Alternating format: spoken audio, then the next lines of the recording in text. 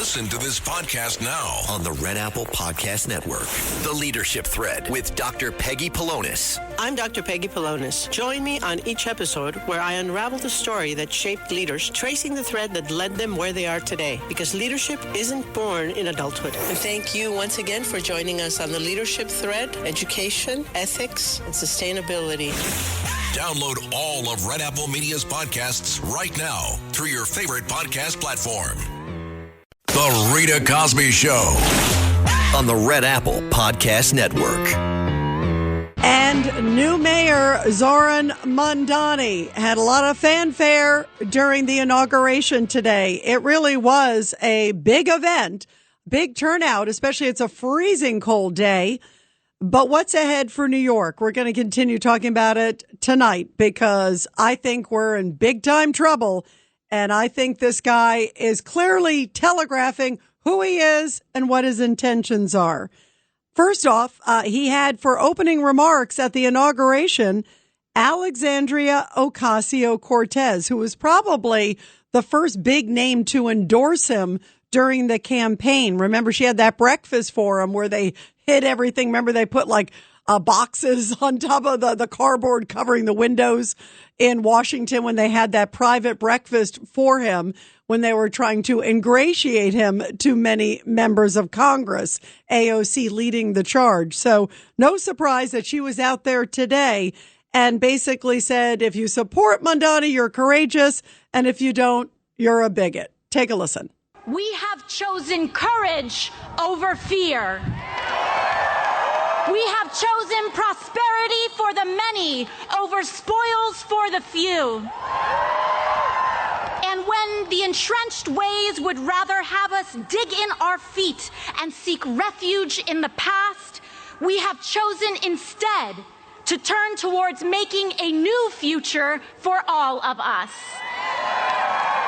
In Zohran Mandani, we have chosen a mayor who is relentlessly dedicated to making life not just possible, but aspirational for working people. New York City has chosen the ambitious pursuit of universal child care, affordable rent and housing, and clean and dignified public transit for all. And we have chosen that over the distractions of bigotry and the barbarism of extreme income inequality. We have the bigotry and barbarism, essentially, if you're doing well and maybe if you're hiring hundreds or thousands of people, you're a bigot. You're barbaric, essentially. That was Alexandria Ocasio-Cortez. And then she used the phrase, of course, if you can make it here, you can make it anywhere. It's up to you, New York, New York. But she's clearly signaling this is a trend that she would like to see across this country, that she hopes Mandani succeeds big time and then maybe inspires little Mandanis across America. That's a troubling trend. And here is Mandani trying to pretend like he is there for everybody. I stand alongside over 1 million New Yorkers who voted for this day nearly 2 months ago. And I stand just as resolutely alongside those who did not. I know there are some who view this administration with distrust or disdain, or who see politics as permanently broken. And while only action can change minds, I promise you this. If you are a New Yorker, I am your mayor. Regardless of whether we agree, I will protect you, celebrate with you, mourn alongside you, and never, not for a second, hide from you. And then he went on to talk about what happened to Palestinians. He also talked about how terrible it is what ICE is doing. And again, this is the statement that I think sums up who he is and what he believes. Let's not forget Democratic Socialists of America. Their platform is all anti-Israeli from beginning to end. I mean, there's no gray. You sit and listen to it. Some of the things that they talk about is divest city pension funds from Israeli bonds and securities, withdraw city funds from banks that lend money to Israel or do business with Israel, end any New York City contracts with companies that do business with Israel. Are you seeing a trend? Operate city-run grocery stores free from Israel products. There's a common thread here. Everything is anti-Israel. That's in their charter. And yet, today, Zohran Mandani said he is absolutely one of them, and he will follow through on what their agenda is. I was elected as a Democratic Socialist, and I will govern as a Democratic Socialist. I was elected as a Democratic Socialist, and I will govern as a Democratic Socialist. And I'm not afraid. I don't care if I'm called a radical, he said. I'm going to do it. Too bad. Well, right after the inauguration, John Catsimatidis and I talked with Mayor Eric Adams, now former Mayor Eric Adams. First interview, big exclusive. And we asked him what he thought. He did go to that inauguration. Remember, he told us earlier in the week he was going to that inauguration. At first, he didn't want to go. And he said he was also concerned there could be some protesters that might show up and it might be disruptive. He didn't want to be disruptive. He wanted to be respectful of the New York City process, even though many of his positions are very different than Zohran Mandani's. And this is what Mayor Eric Adams said about his moment being there at the inauguration of Mandani and what he heard Mandani say for the future of New York. We have some breaking news because we now have a big exclusive guest. Breaking news, WABC. And joining us now is, and I can't believe I'm saying this, former Mayor Eric Adams, as of a few hours ago. Mr. Mayor, it's great to have you here. I don't like the word former. I don't either. To me, he's always the mayor. That's why I said Mr. Mayor, because we love you. Thank you so much. And, I don't know who sang this song the first, but baby, it was cold outside. It was freezing. I felt so bad for you guys out there. It was like one of the coldest days ever, and you had to sit for a long time. What was your reaction to the inauguration, and how did it feel to be there, Mr. Mayor? You told us, I know you told me and John earlier in the week you were going to go. How did it feel to be there? Good.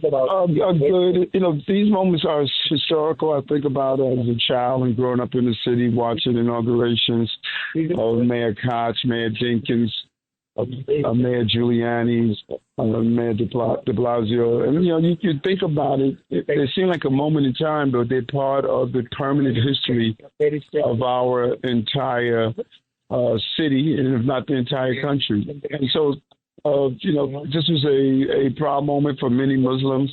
New York is who saw the first Muslim mayor being elected, and I think that those moments are important to people. I know how proud I was when David Jenkins was elected for the first time, and so what you want to do is, if you love the city, you want to wish the city well, and I'm hoping that Mayor Zohran Mandani could, carry out some of the proposals he wants, because I want working class people to succeed in this city. Mr. Mayor, he specifically wore the hat Democratic Socialist, and does that have any inner meaning? Yeah, it's alarming for me. He was very clear. He said this is the party that he runs on in their philosophies.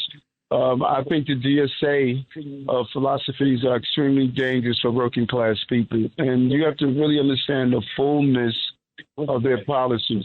It's just wrong to want to decriminalize prostitution. I know with young boys and young girls that go through sex trafficking, selling their bodies on the streets, and what that means.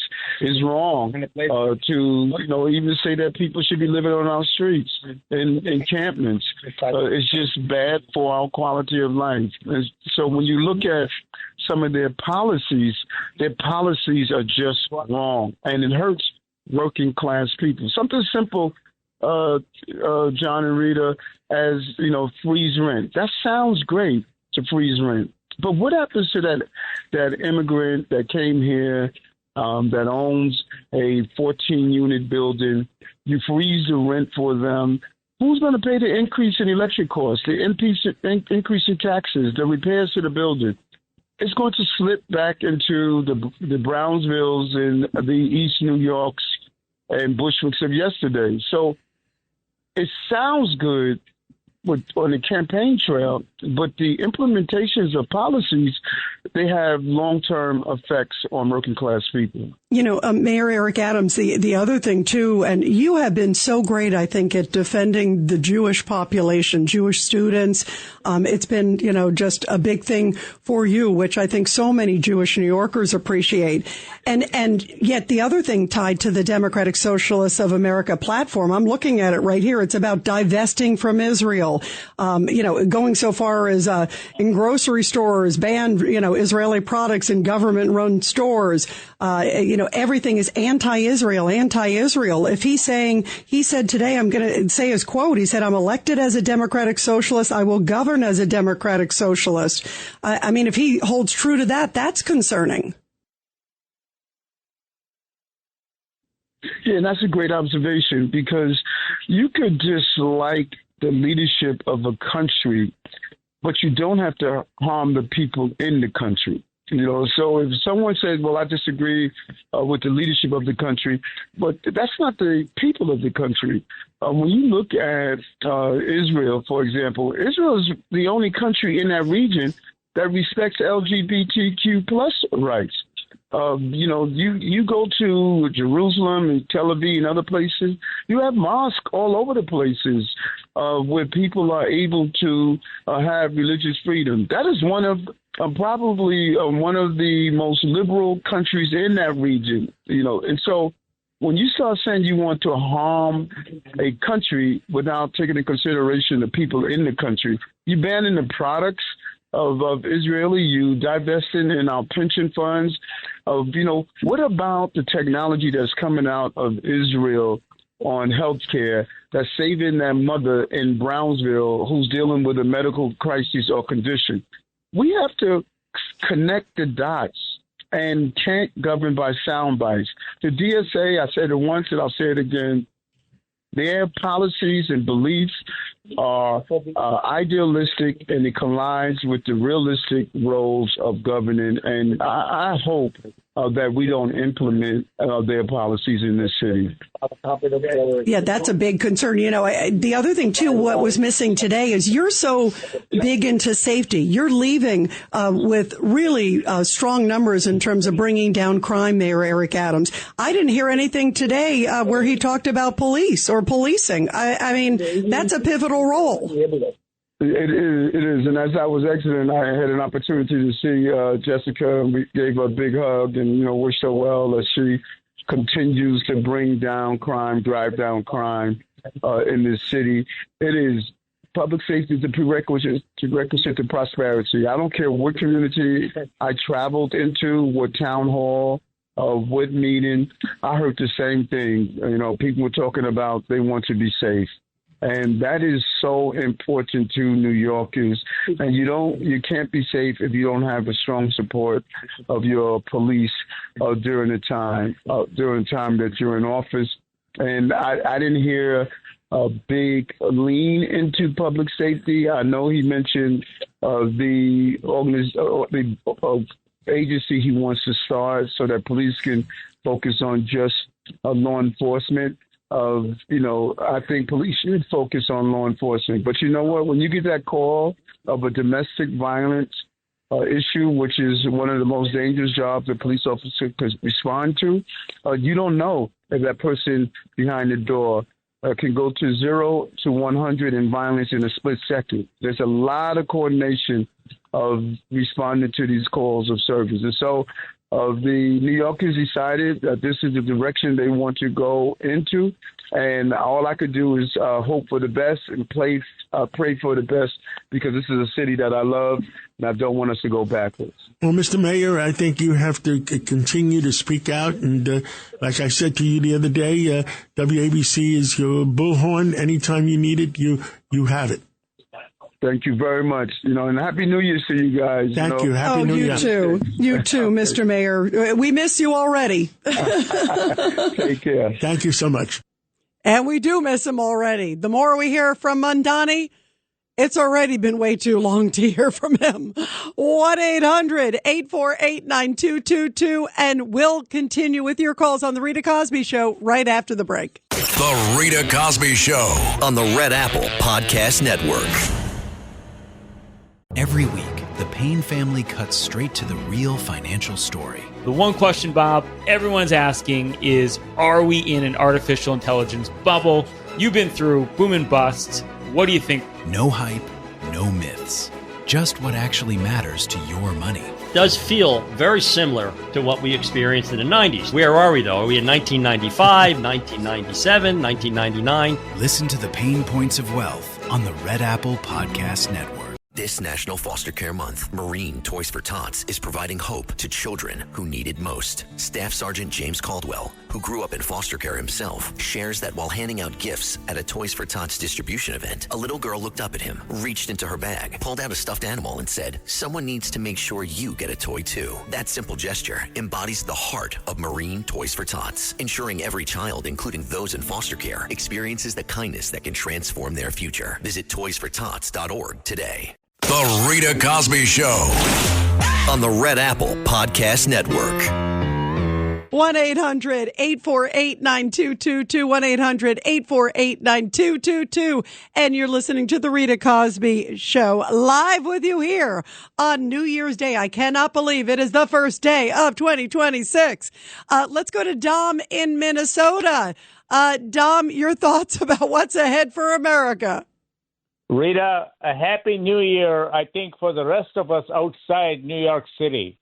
Oh, I'm so jealous. Although, Dom, you're in Minnesota. You're in, aren't you a $9 billion fraud country? That's right. I'm trying to eat once a week now. Yeah.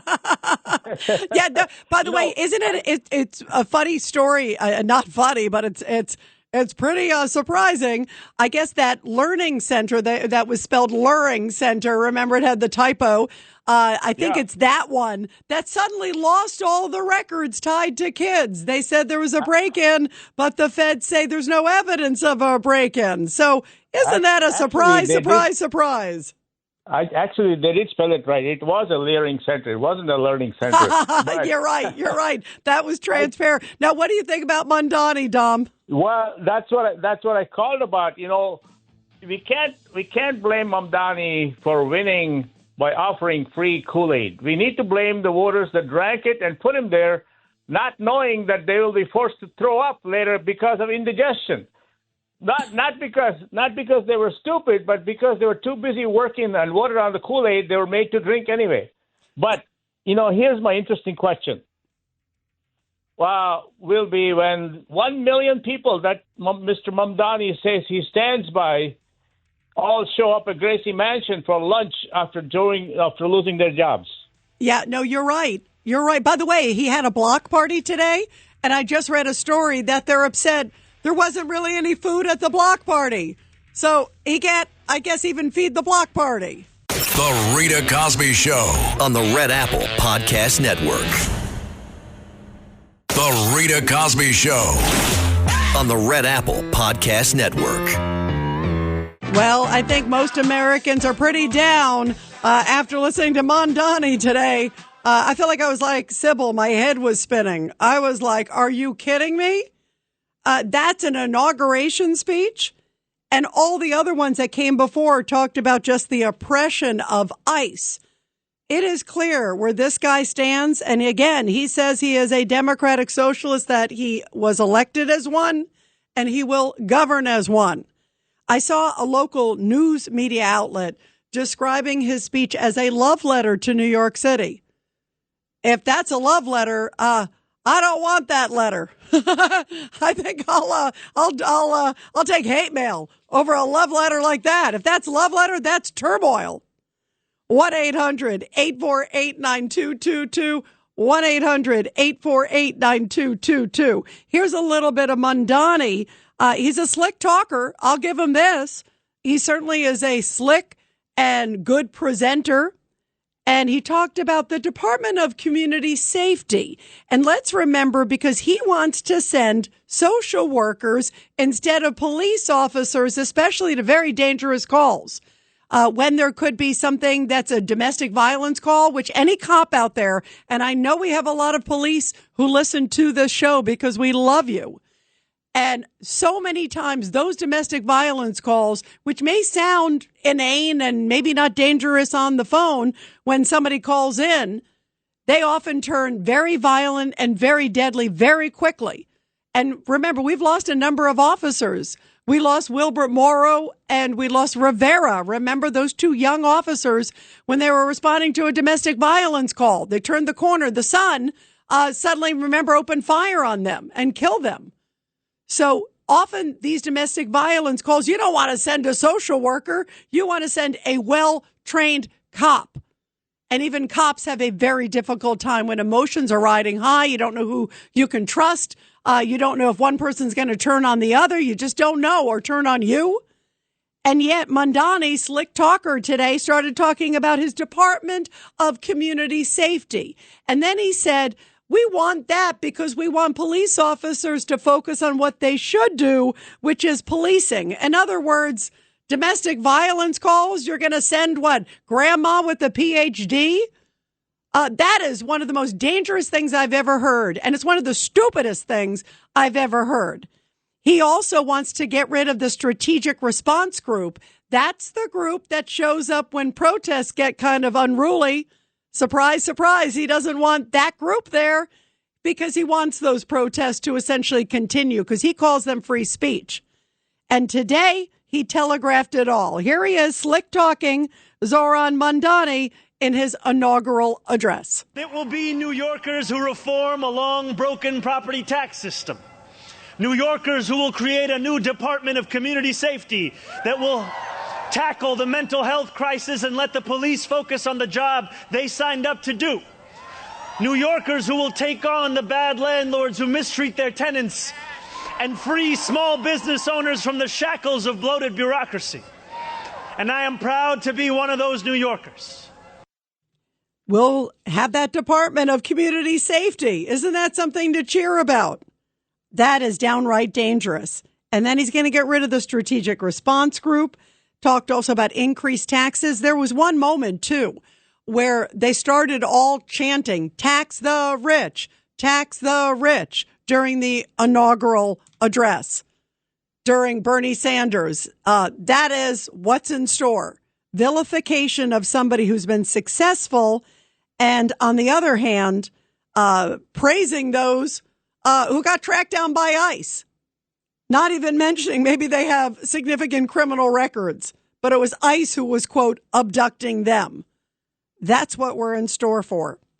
And as I think about Zohran Mandani, this is cut number 30. This is Zohran Mandani in 2021.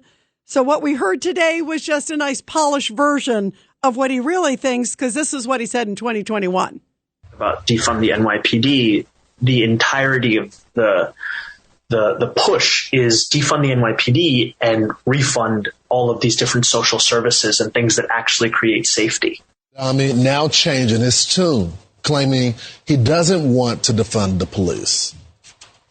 I've been very clear about my view of public safety and the critical role that police have in creating that. The vision that we've put forward in this campaign, despite what others may say, is not to defund the police. It is, in fact, to allow those officers to respond to these serious crimes that many of them signed up to address.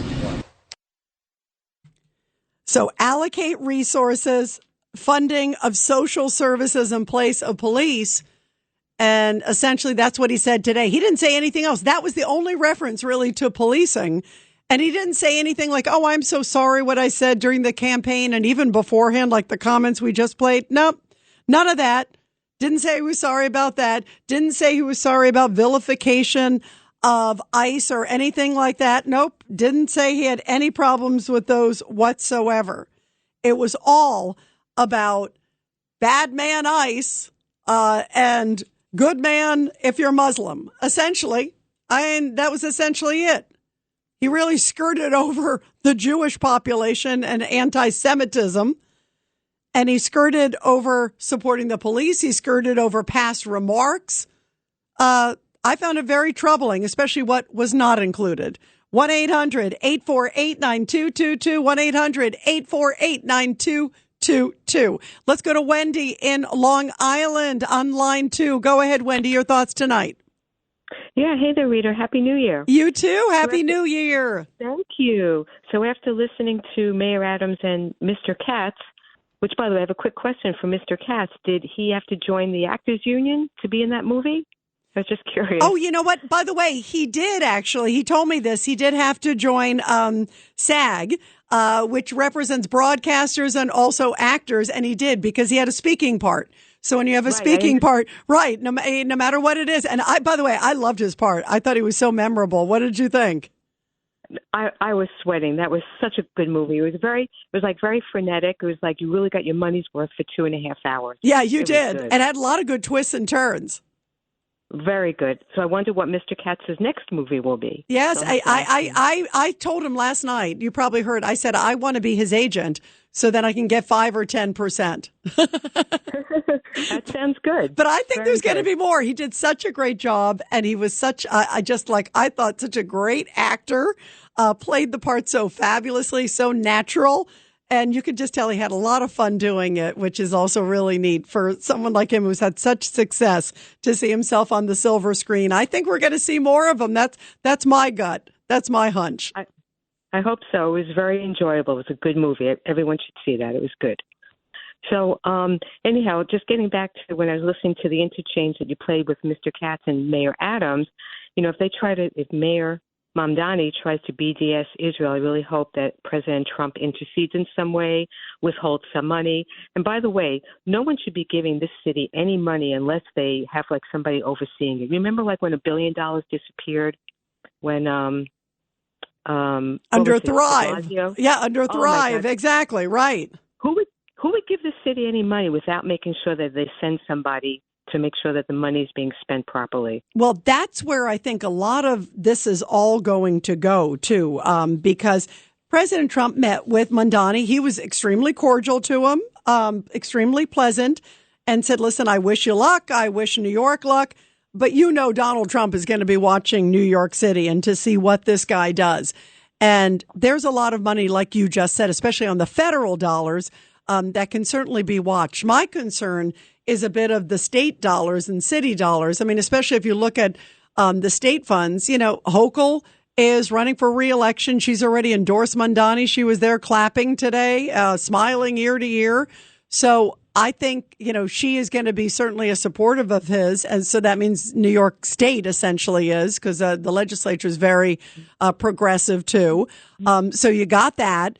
And you got her supporting Mandani. So really, I think a lot of the purse strings that might hold him back, if any, it's going to be the federal dollars, and that's going to be relying on Donald Trump. But that's a great question, Wendy. And I think there's going to be a lot of this back and forth, whether it comes to certain funding, whether it also comes to, even different issues, even public safety. I think there's going to be a lot of back and forth. At some point, Jessica Tisch, the Jessica Tisch that we've seen under Eric Adams, has done a really good job and has been, tough on cracking down crime and tough on protesters. So the question is, will she keep that under Mayor Mandani? Will he let her? I think at some point he will not want to. He'll say to her, tell the cops to stand down, or that's free speech, or that's this. And, they may come to loggerheads sooner than later. So I think there's going to be a lot of issues. But unfortunately, New York is a very liberal state, and there are a lot of supporters of Zohran Mandani. There's a lot who aren't, but there's a lot that are with him, too. And we saw a lot of them on the stage there today. Wendy, thank you very much, and have a great, great New Year.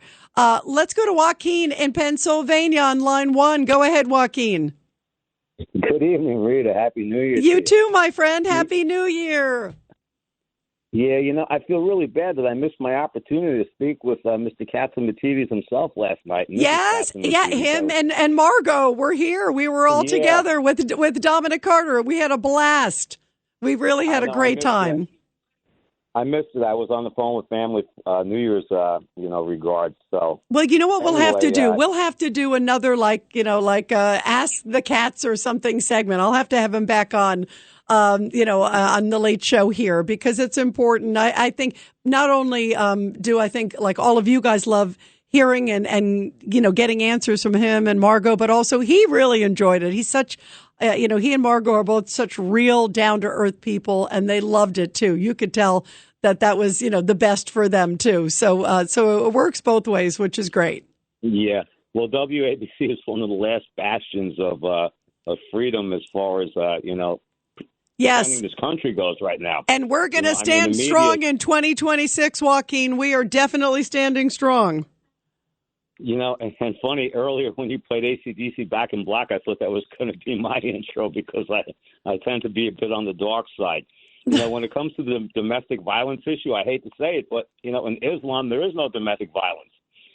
So that one just does not surprise me at all. That's an interesting point. Your point is what? That it's, in some of the cultures, like you said, and if a wife, God forbid, looks another direction at another guy, it's like, okay, stoner, I mean, the honor killing, and some of the real radical parts of the Islamists, that's frightening. And Joaquin, what did you make of his speech today? Just since that's the new news.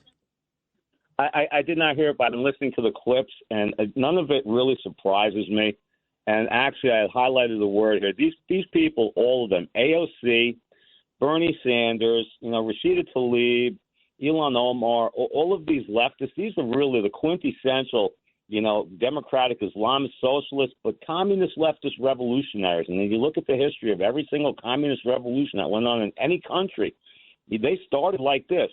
And they're co-opting the minds of the young, and they're filling their minds with things that aren't true. And after that, you have murderous ramifications that go on through the rest of the country during this, during the revolution. So that's why I tend to, harp on what's black and what is coming. And unfortunately, I see what happened in 2021, January, the way that, I call that was a purge, a mini purge, actually. It was a preamble that if we don't keep the House, the Senate, and the presidency going from this point forward, into 2028, we're gonna have a real problem because Norm hit it right on the head. I agree with him. This is all looking bleak, and it has ramifications for the rest of the country. Yeah, it does. It does. And by the way, Joaquin, you hit it on the head that is sort of the big picture here too, because I was really troubled when I heard AOC say exactly sort of what you're talking about, like. That Mandani sort of the poster child, if you will, for America. And so did Bernie Sanders sort of allude to that too. And then you've got him at this moment where, just like you said, it's the midterms. The Democrats are going to, I think, pull out all the stops. I mean, they've already called Trump a Nazi and a fascist and, ICE and police, all those things, and more. So that they're going to even amp it up even more this year. Then you've got a mayor of the biggest city in America who seems to be supporting a lot of their views and who seems to be on the front line of these protests. He's been on the front lines of these protests.